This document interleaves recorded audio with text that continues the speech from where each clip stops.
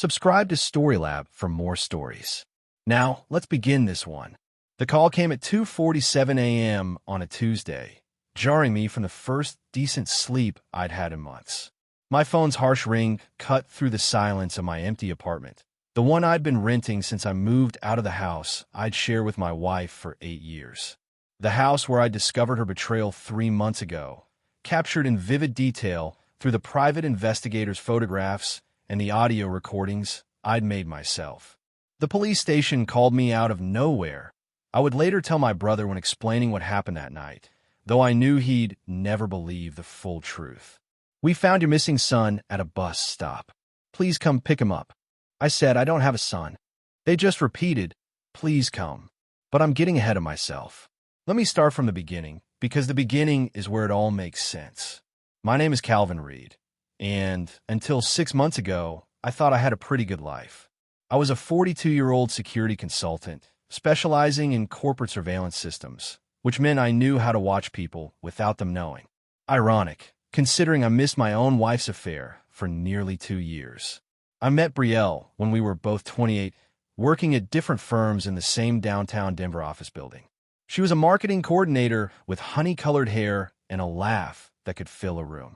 I was already building my reputation in the security field, having spent 4 years in military intelligence before transitioning to private sector work. Brielle and I married after a year of dating, bought the house in Littleton with a white picket fence and the garden she loved tending. We tried for kids, but it never happened, and after a few years of tests and treatments, we just stopped talking about it.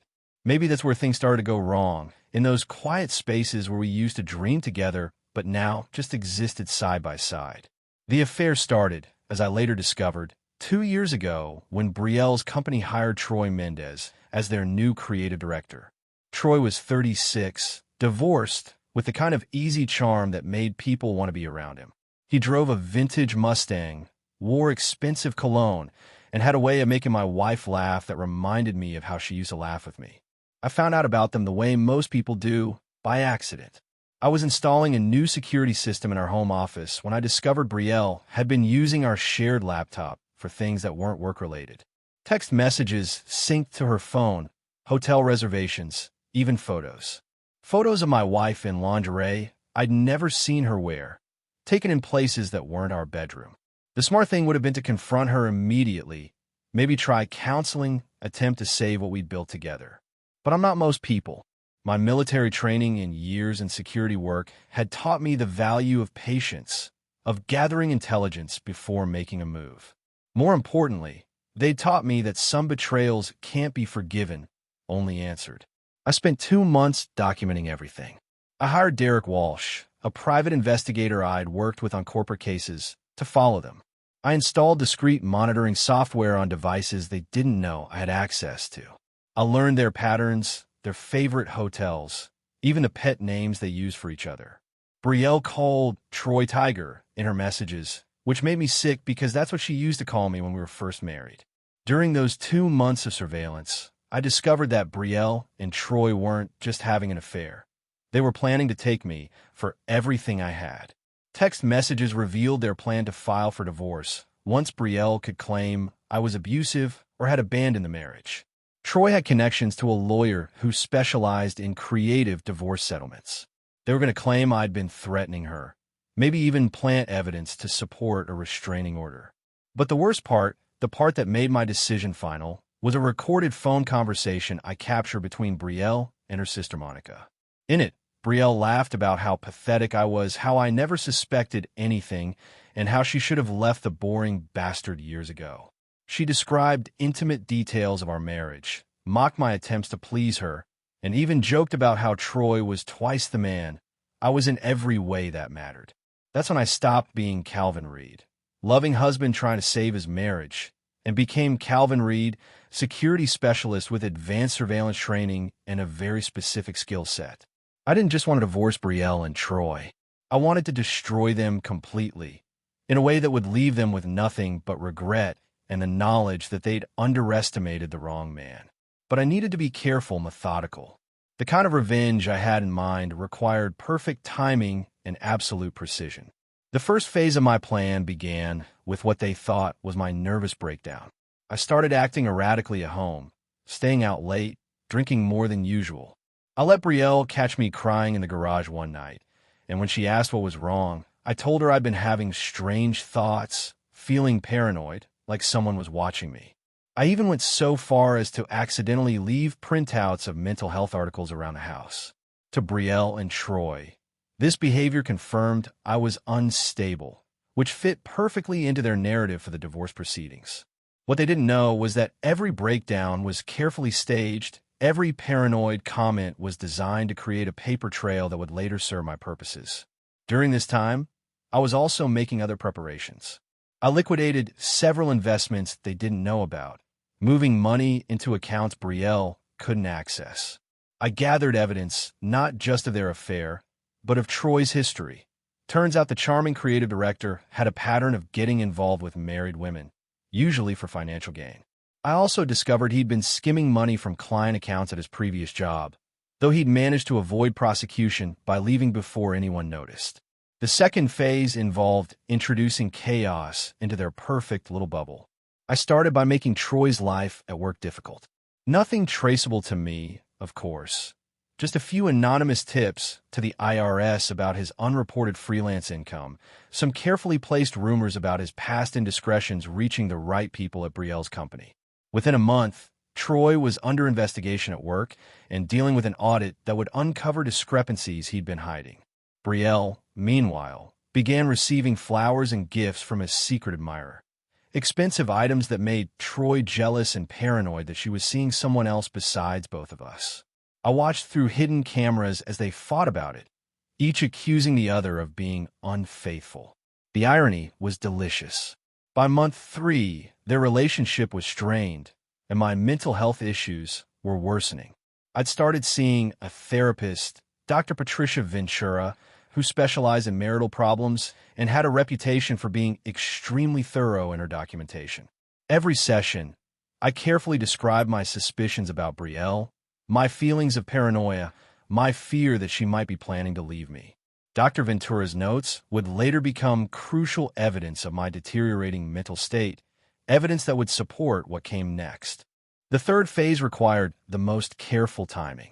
I needed Brielle and Troy to make a move that would justify my final response, something that would push me beyond the point of no return in a way that seemed natural and unplanned.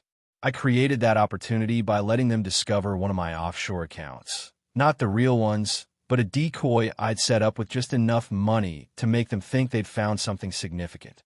I left bank statements where Brielle would find them, documents that suggested I was hiding substantial assets from her. The trap worked perfectly. Within days, Brielle was meeting with a lawyer, and Troy was researching how to access frozen marital assets. They thought they'd outsmarted me, found the evidence they needed to take everything in the divorce. What they didn't know was that I'd been recording these conversations, documenting their conspiracy to defraud me. More importantly, they didn't know about the real accounts, the ones that contained most of our actual assets, or the fact that I'd been systematically moving money beyond their reach for months. The fourth phase began when they made their biggest mistake. Drunk on what they thought was victory, Troy suggested they accelerate their timeline. Instead of waiting for the divorce proceedings, why not take a more direct approach? In a conversation I recorded through the bug I'd placed in Troy's car, they discussed how they could make me disappear from their lives more permanently. I want to be clear, they weren't talking about murder. Troy wasn't that smart or that brave. But they were discussing ways to have me committed involuntarily, using my documented mental health issues and their testimony about my threatening behavior. Once I was locked up in a psychiatric facility, Brielle would have full access to our assets and could clean out everything before I was able to get released. It was a clever plan, and it might have worked against someone else. But they'd made a critical error in judgment. They assumed I was actually crazy, actually breaking down, actually the pathetic, paranoid husband they'd been manipulating for months. They had no idea who they were really dealing with. The final phase began the night before I received that phone call about the missing son. I'd spent weeks preparing for this moment, setting up the pieces of an elaborate game where they thought they were the players, but they were actually just the pawns. I called in a favor from Marcus Ray, a former military buddy who now worked in specialized security. Marcus had skills that went beyond what most people could imagine, and he owed me from a situation in Afghanistan that I'd helped him out of years ago. Together, we created a scenario that would draw all the players into position for the endgame. The missing son, the police station, the call that would change everything. It was all part of a carefully orchestrated plan designed to give me exactly what I needed to destroy Brielle and Troy completely. But as I stood in my apartment that Tuesday night, listening to the officer repeat, "Please come," in response to my protest that I didn't have a son, I realized something I hadn't anticipated. I was actually excited. For months, I've been playing the role of the wounded, paranoid husband, pretending to break down while methodically planning their destruction. But now, as the final phase began, I felt more alive than I had in years. The hunt was almost over, and soon Brielle and Troy would understand exactly who they'd chosen to betray. I got dressed, grabbed my keys, and headed for the police station. It was time to collect my son and begin the final act of the most satisfying revenge I'd ever planned. The drive to the police station took exactly 18 minutes, during which I rehearsed my reactions for what I was about to see. The story I'd tell, the confusion I'd display, the gradual recognition that would dawn on my face as the pieces fell into place. When I walked into the station at 3:23 a.m., Officer Rodriguez was waiting for me at the front desk. He was younger than I'd expected, maybe 28, with the kind of earnest expression that suggested he genuinely believed he was helping reunite a family. "Mr. Reed, thank you for coming down. I know this must be confusing, but the boy insisted you were his father. He's been asking for you specifically." "Officer, I think there's been some mistake. I don't have any children. Please come," was all he said, leading me toward the back of the station. When I arrived and walked into the station, I froze. Standing there was a kid I'd never seen before in my life. Maybe 16, 17 years old, with sandy brown hair and clothes that looked like he'd been sleeping rough. But that wasn't what made me freeze. Standing beside him, looking like she'd seen a ghost, was Brielle. And in the corner, talking quietly to another officer, was Troy. "Calvin," Brielle's voice was shaky, uncertain. "What are you doing here?" "I got a call," I said, my voice carefully controlled. "They said they found my missing son." The kid looked up at me with eyes that were too old for his face. "Dad, I've been looking for you." I stared at him, letting the confusion play across my features while my mind raced through the implications. This wasn't part of my plan. This was something else entirely, and for the first time in months, I wasn't in control of the situation. "I'm sorry," I said to Officer Rodriguez, "but I really don't know this boy. There's been some kind of mistake." "That's funny," Troy said, stepping forward with that trademark smirk of his. "Because he's been telling quite a story about you, Calvin. Haven't you, kid?" The teenager nodded, and when he spoke, his voice carried an accent I couldn't place. "He taught me everything I know about surveillance, about watching people, about how to get revenge on people who hurt you." My blood went cold. Officer Rodriguez looked between us, clearly uncomfortable with the situation. "Maybe we should all sit down and sort this out." The boy was found at a bus station downtown around midnight. He had no ID, no money, but he kept saying he needed to find Calvin Reed because his father was in trouble. "What kind of trouble?"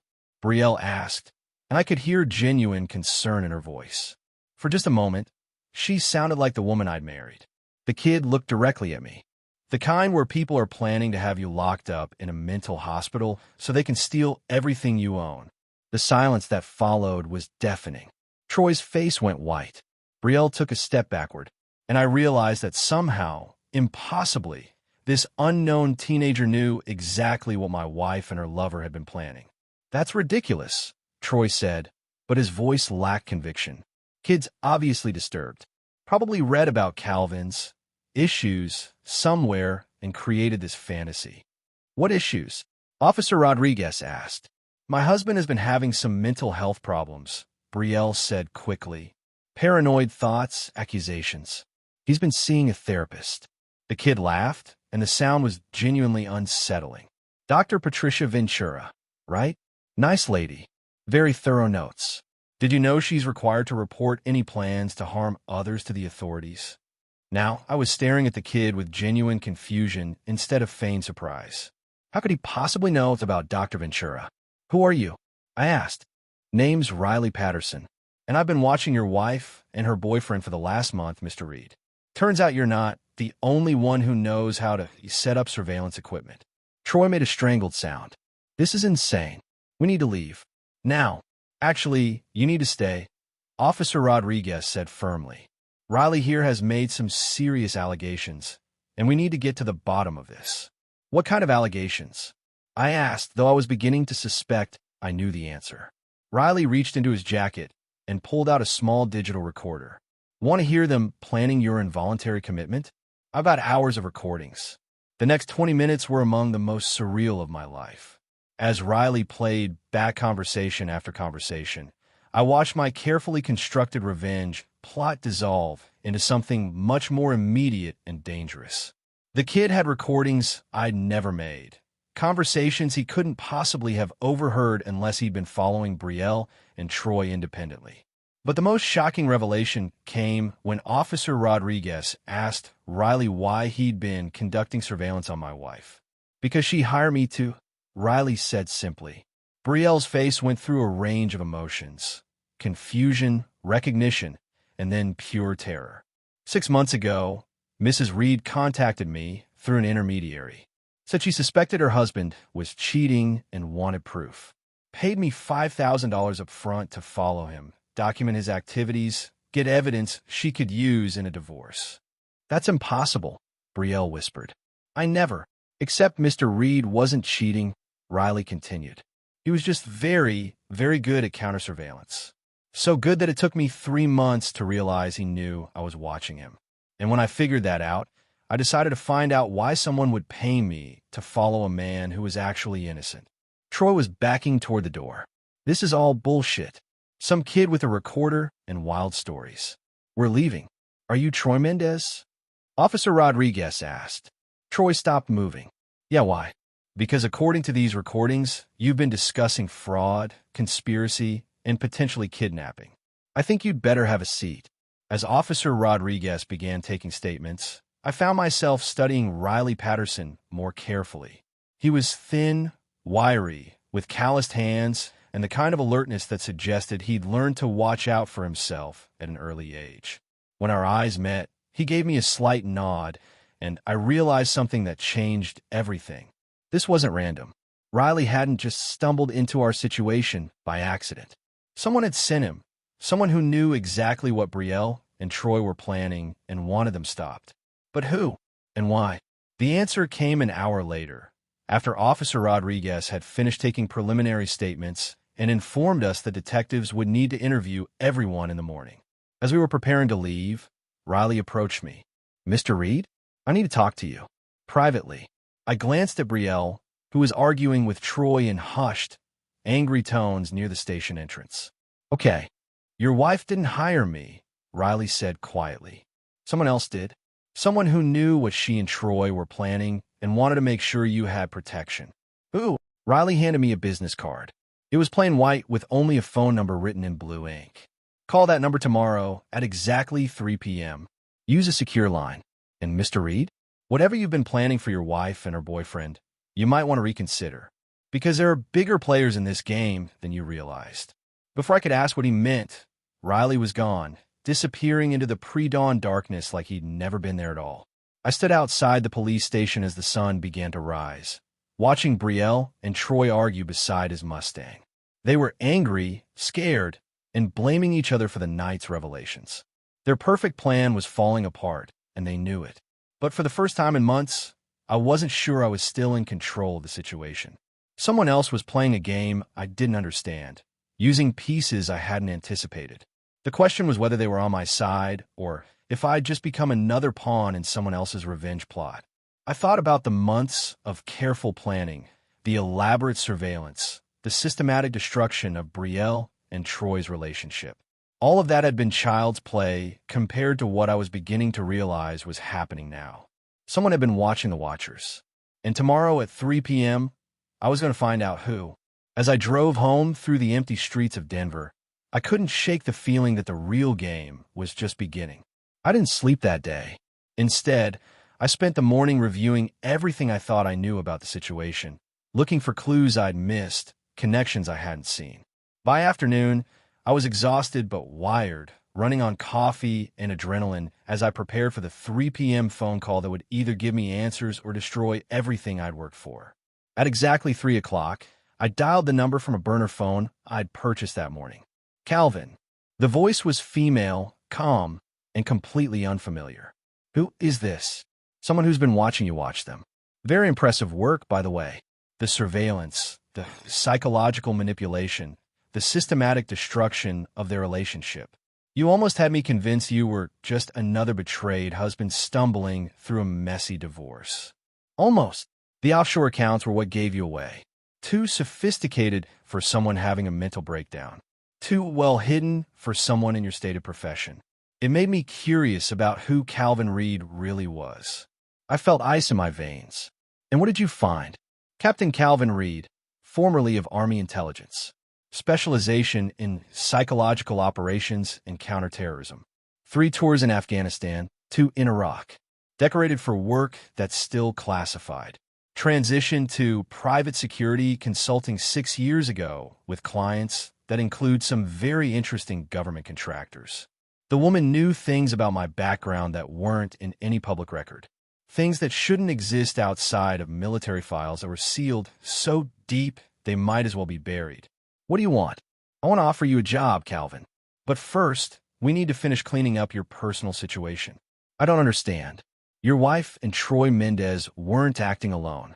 The plan to have you committed, the scheme to steal your assets, that was being orchestrated by someone with resources far beyond what a marketing coordinator and a creative director could access on their own. The pieces started falling into place. You're saying someone was using them. I'm saying someone identified your particular skill set and decided you were a threat that needed to be neutralized. The affair, the betrayal, the planned institutionalization, it was all designed to destroy you psychologically before removing you permanently. Who? Alexei Volkov, Russian intelligence, operating through a network of corporate frontier in Denver. Your security work got you too close to some of his operations, and he decided you needed to be taken off the board. I thought about the clients I'd worked with over the past 2 years, the corporate security systems I'd designed, the vulnerabilities I'd identified. Any one of them could have been connected to foreign intelligence operations without my knowledge. How do you know all this? Because I've been tracking Volkov for 3 years. And when he decided to move against you, he made a mistake that's going to cost him everything. What kind of mistake?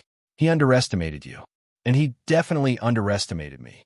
There was a pause, and when the woman spoke again, her voice carried a different tone, colder, more dangerous. Calvin, your wife and Troy are small fish. Destroying them would be satisfying, but it wouldn't solve your real problem. Volkov will just find another way to come at you, another pressure point to exploit. Unless we remove him completely. I'm CIA Calvin. Deep cover, working a long-term operation against Volkov's network. When he decided to target you, you became an asset I needed to protect. But more than that, you became someone I could use to get close enough to finish what I started. The implications hit me like a freight train. You want me to help you take down a Russian intelligence operative. I want you to help me take down the man who destroyed your marriage, manipulated your wife into betraying you, and planned to have you locked away in a psychiatric facility for the rest of your life. And if I refuse, then Volkov kills you within the week. Maybe makes it look like suicide, maybe like an accident. Either way, you disappear, and he moves on to his next target. I stood in my empty apartment, looking out at the city where I'd built what I thought was a life, and realized that everything I'd believed about my situation was wrong. Brielle's affair wasn't just a personal betrayal. It was a weapon designed to destroy me. Troy wasn't just a charming sociopath. He was a useful idiot being manipulated by forces he couldn't understand. And my elaborate revenge plot wasn't justice. It was exactly what my enemies wanted me to waste my time and energy on while they prepared to eliminate me permanently. What do you need me to do? First, we deal with Brielle and Troy. But we do it my way, for my purposes. They're going to help us get to Volkov, whether they know it or not. Ow! Troy's been receiving payments from a shell company that traces back to Volkov's operation. He thinks he's being paid to seduce your wife and drive you crazy, but he's actually being paid to get close enough to you to plant surveillance equipment in your home. I thought about the new electronics that had appeared in our house over the past few months, the upgraded entertainment system Troy had suggested, the smart home devices that Brielle had insisted on installing. They've been watching me, recording everything. Your routines, your security protocols, your client information. Everything they need to either blackmail you into cooperation or frame you for selling classified information. And Brielle, your wife genuinely fell for Troy, but she's also been receiving payments she thinks are from a divorce attorney's investigation fund. She believes she's financing the case against you, but she's actually being paid to gather intelligence on your work and your clients. The betrayal cut deeper than I'd expected. Even knowing what Brielle had done, learning that she'd been paid to destroy me felt like a fresh wound. What's the plan? Tomorrow night, Volkov is meeting with Troy to collect the intelligence they've gathered on you. We're going to be there, and we're going to make sure it's the last meeting any of them ever attend. You want me to kill them? I want you to do what you trained for, Calvin. I want you to eliminate threats to national security using whatever methods are necessary. The woman gave me an address and a time, then hung up without another word. I stood in the silence of my apartment, processing what I'd learned and what I was being asked to do. 6 months ago, I'd been a security consultant with a cheating wife and a comfortable suburban life. Now I was being recruited for what amounted to an assassination mission against foreign intelligence operatives who'd manipulated my personal life to serve their strategic goals. The smart thing would have been to disappear. Change my name, move somewhere far away, start over with a new identity. But I'd never been the kind of man who ran from a fight, especially when the fight had been brought to my doorstep. More importantly, I'd never been the kind of man who let betrayal go unanswered. The next evening, I arrived at the warehouse address 45 minutes early. It was in an industrial district east of downtown, the kind of place where people minded their own business and strange noises were ignored. I'd come prepared for war, tactical gear, weapons I'd kept from my military service, and equipment I'd acquired through channels that didn't require paperwork. At exactly 8 p.m., Troy's Mustang pulled into the parking lot. He was alone, nervous, checking his phone constantly as he walked toward the building. 10 minutes later, a black sedan arrived carrying 2 men I didn't recognize but who moved like professional soldiers. Volkov himself appeared at 8:20, stepping out of an armored SUV with the confidence of a man who believed he controlled every variable in the equation. They were all wrong. I'd spent the day rigging the warehouse with enough explosives to level the building, along with recording equipment that would capture everything they said. The plan was simple: document Volkov's operation, then eliminate everyone involved in a way that looked like an internal power struggle gone wrong. But as I watched through my scope from the building across the street, I realized there was a fifth car in the parking lot. A sedan I recognized because I'd seen it outside my apartment building several times over the past month. Brielle was here. Through my earpiece, I heard the CIA operative's voice. Change of plans, Calvin. Your wife is more involved than we thought. She's not just gathering intelligence. She's Volkov's insurance policy. What do you mean? If anything goes wrong tonight, if the operation is compromised, she's going to be the one who kills you. I watched through the scope as Brielle got out of her car. She was wearing all black, and she moved with purpose toward the warehouse entrance. In her hand was something that glinted in the streetlight. A gun. She's armed. Of course she is. Calvin, your wife isn't a victim in this. She's been working for Volkov longer than she's been married to you. The revelation hit me like a physical blow. Everything I'd thought I knew about Brielle, about our relationship, about the affair, all of it had been constructed to serve this moment. The affair with Troy? Cover for the real operation. She needed a reason to be emotionally distant from you, a justification for the eventual betrayal. Troy thinks he seduced her, but she recruited him. I adjusted my position, lining up shots on all the vehicles in the parking lot. Whatever happened in that warehouse, none of them were leaving alive. One of my orders: kill them all. Make it look like a deal gone bad. And Calvin, when you see your wife in there, remember that everything she ever said to you was a lie designed to make this moment possible. I didn't respond. I was already moving, switching from sniper position to close quarters assault mode. The warehouse had multiple entry points, and I'd mapped every one of them during my afternoon reconnaissance. The explosives I planted would serve as cover for my extraction, but first I needed to get inside and hear what they were planning. More importantly, I needed to look Brielle in the eye when I ended this. As I approached the building, I could hear voices through the thin walls. Troy sounded scared, talking rapidly about surveillance data and security protocols. One of Volkov's men was asking detailed questions about my client list and current projects. And underneath it all, I could hear Brielle's voice, calm and professional, discussing the best way to eliminate me once they had everything they needed. I'd planned elaborate revenge against a cheating wife and her lover, but what I'd found instead was something much worse, a foreign intelligence operation that had weaponized my marriage to destroy me. The difference was that revenge was personal, but this was war. And I'd always been very good at war. I breached the building through a side entrance, moving silently through the shadows toward the voices. Through a gap in the stacked crates, I could see all 5 of them gathered around a table covered with documents and electronic equipment. Volkov was older than his photos suggested, maybe 60, with gray hair and the kind of presence that commanded attention. Troy was sweating, clearly in over his head, but trying to maintain his composure. The 2 soldiers flanked the group, alert but not expecting trouble. And Brielle stood beside Volkov like she belonged there, discussing my assassination with the clinical detachment of a professional. The psychiatric commitment approach would have worked, she was saying, but the police station incident compromised too much of our intelligence. It's better to eliminate him directly and claim it was suicide related to his mental health issues. Agreed, Volkov replied in accented English. How quickly can you arrange it? Tomorrow night. I'll invite him to dinner. Tell him I want to reconcile. Once he's in the house, it should be simple. Troy looked uncomfortable. Are we really talking about murder here? Because I thought this was just about corporate espionage. Brielle turned to him with a smile that didn't reach her eyes. Troy, you've been very useful, but your part in this operation is finished. The sound of the gunshot was deafening in the enclosed space. Troy dropped to the floor, blood spreading from the hole in his chest, his eyes wide with shock and betrayal. That's unfortunate, Volkov said mildly. I was hoping to keep him alive long enough to verify the intelligence.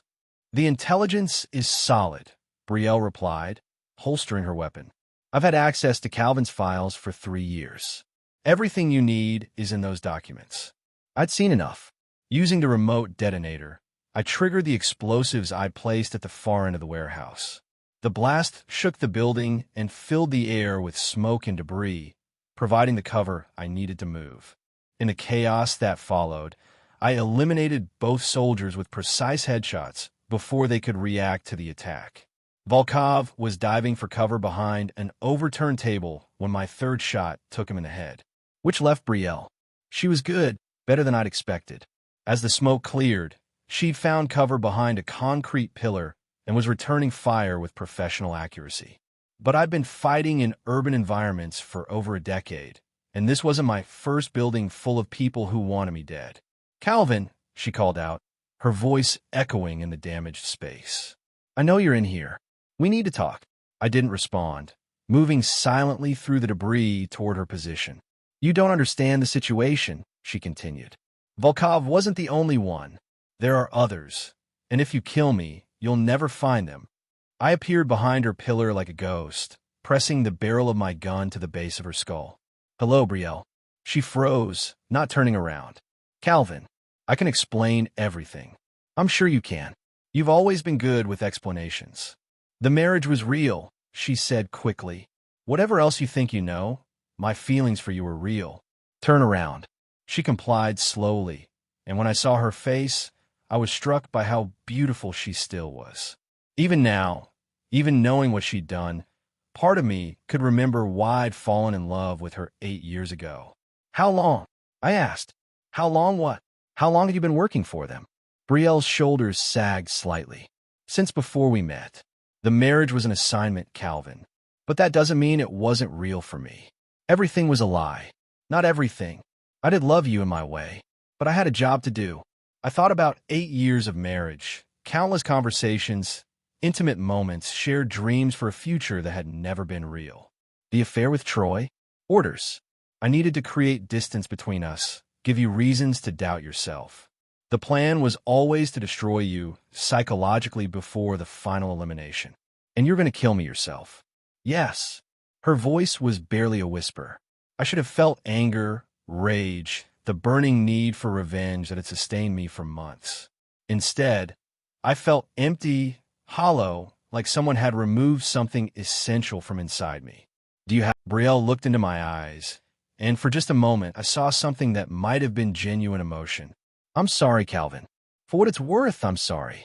The gunshot echoed through the warehouse, and then there was silence.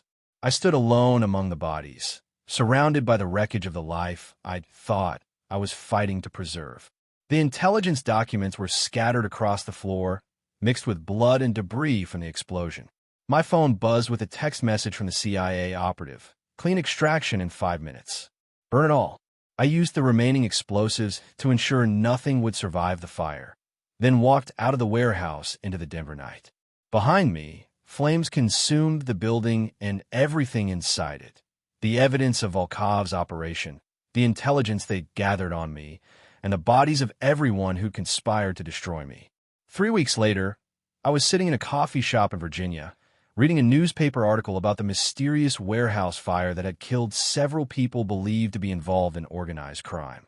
The article mentioned that police suspected an internal power struggle had turned violent, resulting in the deaths of all parties involved.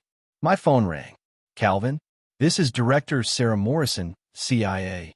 I believe you've been expecting my call. I have. We have a proposition for you. Your particular skill set would be very valuable in our ongoing operations against foreign intelligence networks operating on American soil. I thought about my empty apartment in Denver, the divorce that would never happen, the suburban life that had never been real. What kind of operations? The kind where people who betray this country don't live long enough to regret it. 6 months later, I was Calvin Reed, security consultant, but my clients were very different now. The work was more dangerous, more meaningful, and infinitely more satisfying than anything I'd done in my previous life. I never remarried. I never trusted anyone completely again.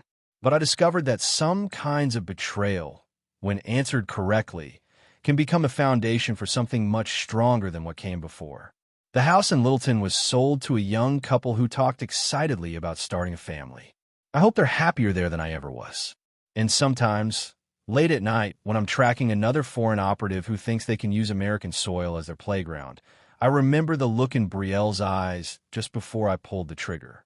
She was sorry, but sorry doesn't bring back 8 years of lies, and it doesn't forgive betrayal that cuts to the bone.